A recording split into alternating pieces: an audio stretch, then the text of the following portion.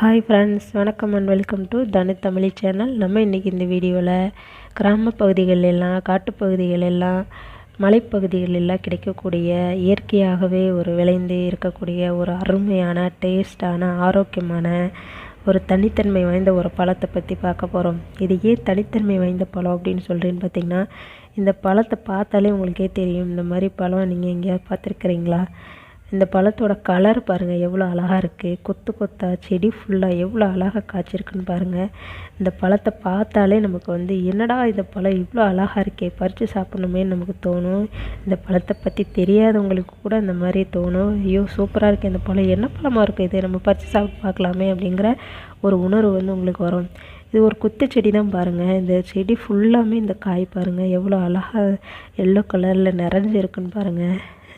முள் பாருங்களேன் எவ்வளோ பெருசாக இருக்குன்னு பாருங்களேன். முள் எவ்வளோ நீட்டமாக பெருசாக இருக்குன்னு பாருங்கள். அட எங்கப்பா, இதை பறித்து சாப்பிட்றதுக்குள்ள படுற பாடு இருக்கே. நீங்களாம் சாப்பிட்ருக்கீங்களா ஃப்ரெண்ட்ஸ் இந்த பழத்தை? நாங்களாம் ஸ்கூல் படிக்கும்போது பார்த்திங்கன்னா இந்த பழத்தை எங்கே கண்டாலும் விட மாட்டோம். ஓடி போய் எங்கே பழம் இருக்குது, எங்கடா பழம், மரம் ஃபுல்லாக காயே தான் இருக்கும், ஆனால் பழம் எங்கே இருக்குது அப்படின்னு சொல்லிட்டு சுற்றியில் நாங்கள் பார்ப்போம். இந்த முள் இருக்கிறது கூட எங்களுக்கு தெரியாது. எங்கே பழம் இருக்குன்னு ஒன்றா பறித்து எல்லாத்தையுமே சாப்பிட்ருவோம். சாப்பிட்டுட்டு முடித்த உடனே நாங்கள் பார்த்தோன்னா அங்கங்கே கையில் ஏதோ ஒரு இடத்துல கீறல் விழுந்திருக்கும் இந்த முள்ளுனால். ஆனால் அதெல்லாம் நாங்கள் பழம் சாப்பிட்டு முடிச்சிட்டு தான் பார்ப்போமே.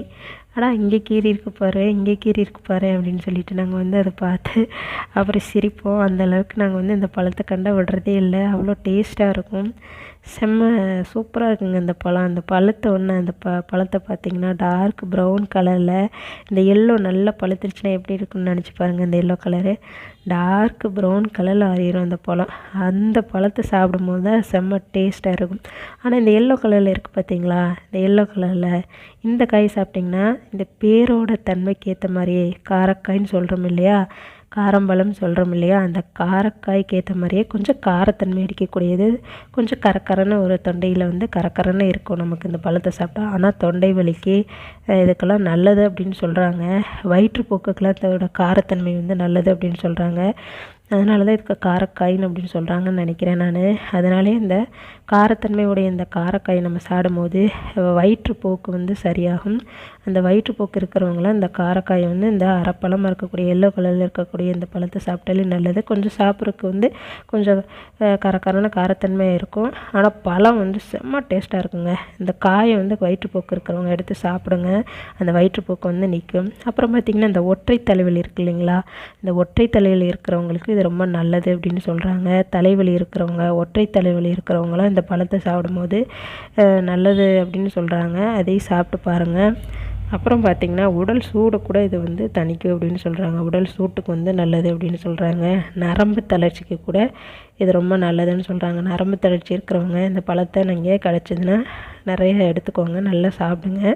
நரம்பு தளர்ச்சிக்கு ரொம்ப நல்லதுன்னு சொல்கிறாங்க இந்த காரக்காய். இது பார்த்திங்கன்னா ஆடி மாதம் பூ பூக்குங்க. ஆடி மாதம் பூ பூக்கும். அப்புறம் ஒரு மாதத்தில் பார்த்திங்கன்னா காய் வந்துடும். இது காய் பார்த்திங்கன்னா பச்சை கலரில் இருக்குங்க. நல்லா டார்க் க்ரீன் கலரில் பச்சை கலரில் இருக்கும் காயாக இருக்கும் போது. அப்புறம் பார்த்திங்கன்னா இந்த மாதிரி எல்லோ கலரில் மாறிடும். இது கொஞ்சம் நல்லா பழமாகிற ஸ்டேஜில் எல்லோ கலரில் இந்த மாதிரி மாறிடும். பார்க்கவே அழகாக இருக்கும். செடி ஃபுல்லாக பச்சை கலர் இலையில் ஒரு மஞ்சள் கலர் காய் இருக்கும்போது, ஒரு பழம் இருக்கும்போது அதை பார்க்கவே கண்கொள்ளா காட்சியாக இருக்கும். பாருங்கள் எவ்வளோ அழகாக முத்த எப்படி அழகாக இருக்குது பாருங்கள். ஐயோ செம்ம அழகாக இருக்கு இல்லைங்களா.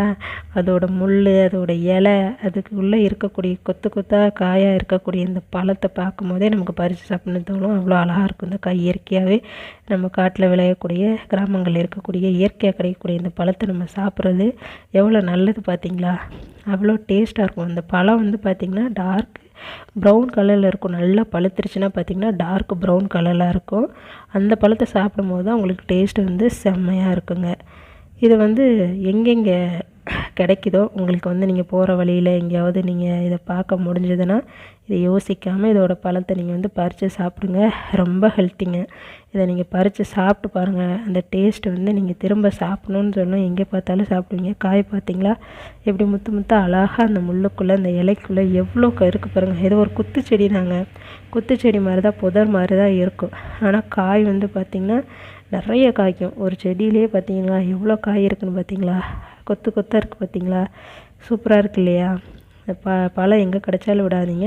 இந்த பழம் பார்த்திங்கன்னா டார்க் ப்ரௌன் கலரில் இருக்குன்னு சொன்னேன் பார்த்தீங்களா, இதே மாதிரி தாங்க இருக்கும். இந்த கலரில் தான் இருக்கும். இப்படி இருக்கும். நீங்கள் பறித்து சாப்பிட்டிங்கன்னா செம்ம டேஸ்ட்டாக இருக்கும். Thank you friends.